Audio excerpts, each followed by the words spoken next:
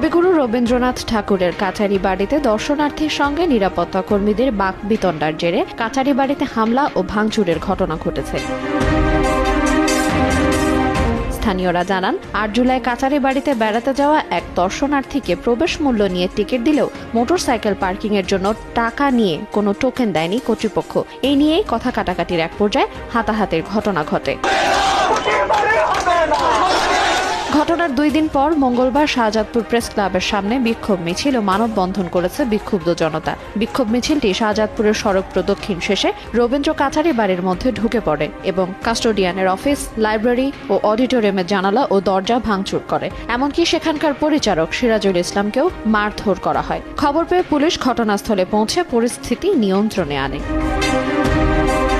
সিরাজগঞ্জের শাহজাদপুরের রবীন্দ্র কাছারি বাড়িতে হামলা ও ভাঙচুরের সঙ্গে কারা জড়িত এই বিষয়ে তদন্ত চলছে বলে জানান সহকারী কমিশনার মোহাম্মদ মুশফিকুর রহমান। সময় সংবাদ, সিরাজগঞ্জ।